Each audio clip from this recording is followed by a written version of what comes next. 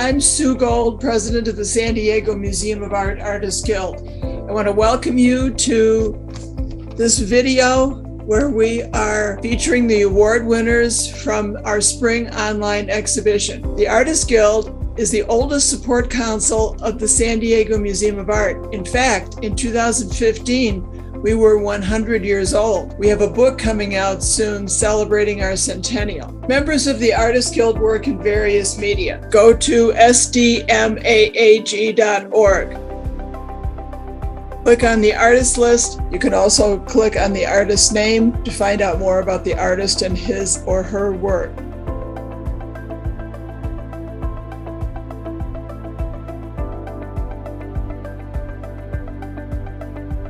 The spring exhibition will be beginning on March 1st, 2022, and will run through April 30th, 2022. If you want the link to the show, roll over exhibitions and a drop-down list will appear. Click on 2022 Spring Exhibition to find the link to the show. The current online exhibition for spring was juried by Jim Dacian. He will tell you a bit about his jurying process and why he chose the winning works. Jim. Thank you, Sue. It's great to be here with you, and it's an honor to juror this show. It was a really tough show to serve as a juror, and anytime you're working with so many great works of art, it's a tedious process altogether. So what I'd like to do is give you just a brief summary of how I went about doing that as an art critic and as an art historian, and then we'll walk through the honorable mentions and the winners.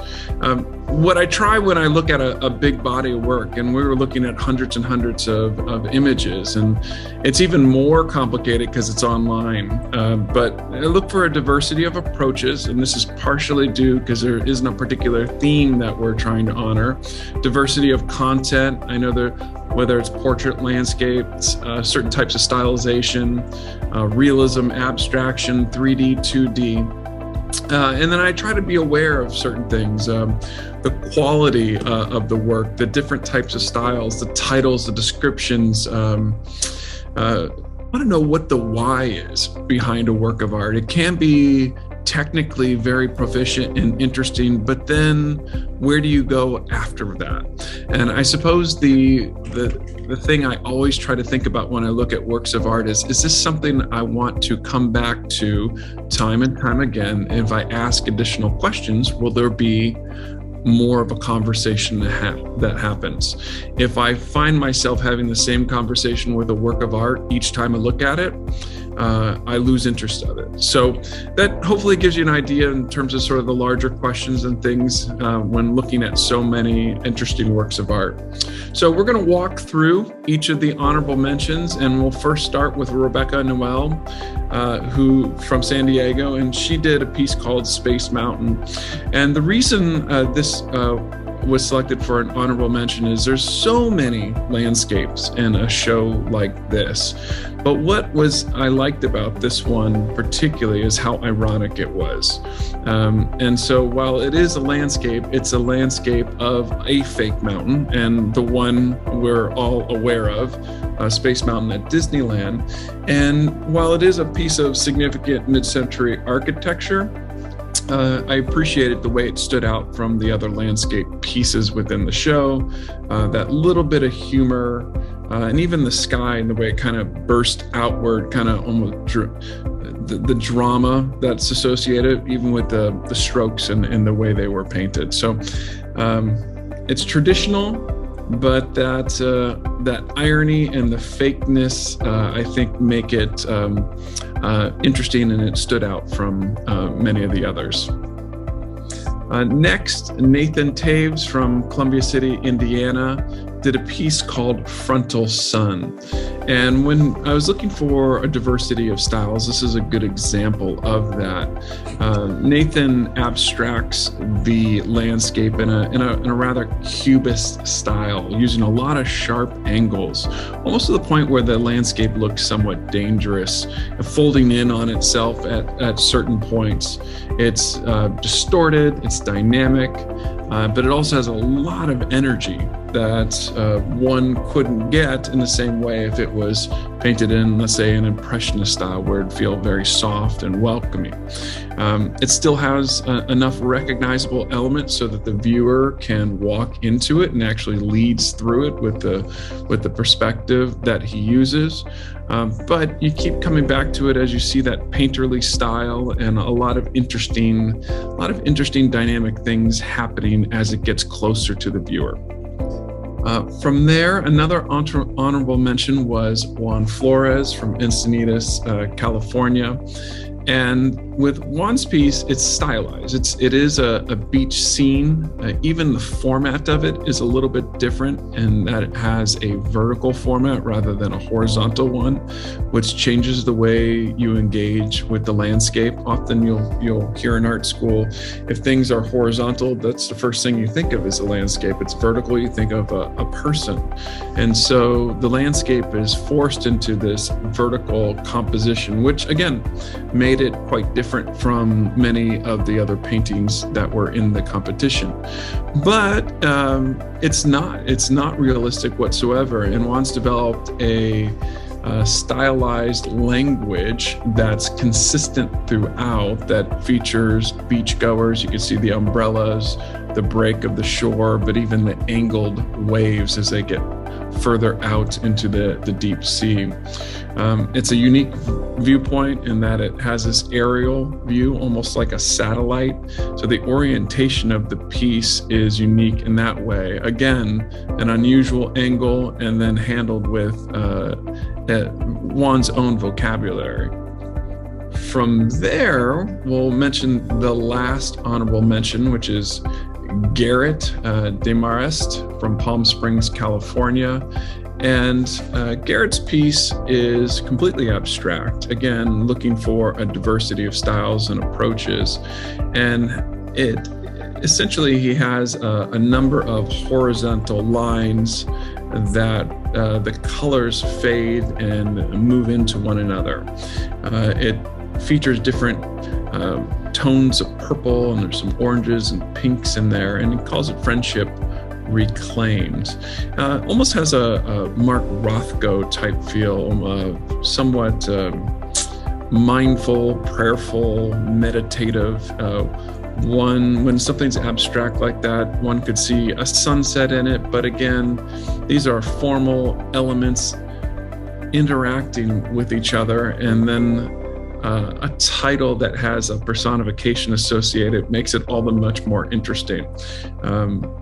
Again, color use, abstraction, in looking through the hundreds of entries into the show, this is another one that stood out on a line as quite different, quite unique, but also saying something that was really fun, as you can imagine how relationships work, whether they are relationships between inanimate objects, nature, or people.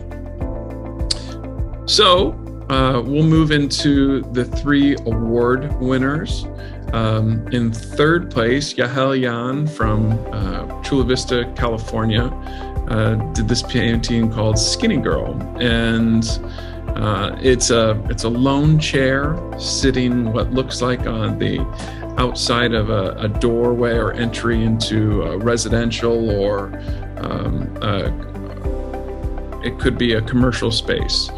There's enough cropped out of it that you don't know, but what's interesting about it has this background that has bits of graffiti and wear and tear from a city sidewalk. The chair is almost takes on a female persona because of the title, but again, it's an inanimate object, so it doesn't necessarily have a gender. The artist has forced that, but almost be sitting like a portrait. The chair has a personality, and it contrasts or juxtaposes all the things that are happening around it, almost like it's standing guard of an area. And then it's also highlighted by the different colors, and the yellow against blue really pops as it comes forward, but gives the chair, again, a certain type of personality. It's a chair that's been used, obviously. It has a purpose for where it is. There's a wonderful narrative that starts to unfold as you slowly start to deconstruct the image. In second place, we have Keith Thompson, and he's from Mountain Bark, Alabama. And this one is called Strangers on a Subway. And this particular piece takes a unique viewpoint. So many of the works that you look at that have some sort of landscape or interior viewpoint come from an eye level, the eye level of the artist. And this one is forced to be much lower, a worm's eye perspective of something that would probably be very common. So looking from the ground on the subway, you get a really strong sense of the floor of the subway, and you're looking upward, almost as though we're not there. Oftentimes in a painting, the viewer almost can situate themselves within the context because you can feel your presence within it, or there's an entry point for you. With this, it's so low, it's not a viewpoint that we would typically take, and it becomes incredibly dramatic because of that. And you think of like a really strong film and where how we use lens location and how it changes the story. So these figures on the subway become much bigger, much more important. On top of that, it's a kind of realism, but it's been cleaned up. I've never seen a subway so clean in my life, but it's also the type of style and how the chrome and everything seems to shine with a newness to emphasize the location in which we're looking.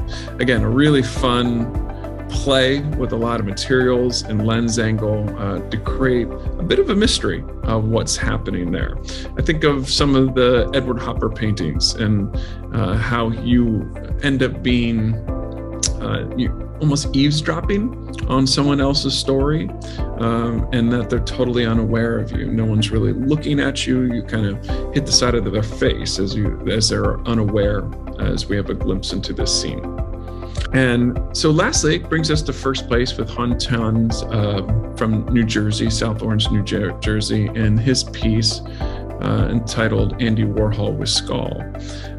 And I chose this piece for first place for a few reasons. It's one, it's a really interesting play on art history, and Andy Warhol being one of the most infamous artists of the last century, and in many ways arguably could be considered someone really important, and maybe the most important artist for moving us into this era of postmodernism. But it's also a portrait, and I know portraiture was very popular within this competition, and it's based off a photograph and a portrait of Warhol.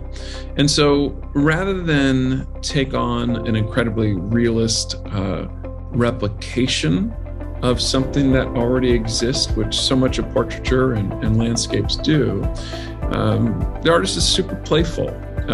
This somewhat serious pose by Warhol becomes animated and kind of funny as this skull is exaggerated, isn't quite balancing the way it should on his head. But also the artist uses an exaggerated and expressionistic brushstroke in language to create a really fun energy between the background and the enigma of an artist that Warhol was. So while contemplating death with a skull, and the size of that very, very large hand as the proportions are played with, it becomes a really, really fun image to pull and tease apart, that not only gives us a glimpse into the artist painting it, but a little bit into the humor and seriousness that Warhol was. So there you have it, Sue. That's the rundown of each of those artists. It was such an honor to do this, and it is so very hard to choose. And I realize that every juror comes with their own unique lens, and I certainly have mine. But tried to bring a diversity of artists, but also ones that were saying a variety of different things and interested in a variety of issues and media to work with. Thank you very much, Jim. We really appreciate all the things you did, and appreciate your jurying the show for us. And thank you very much.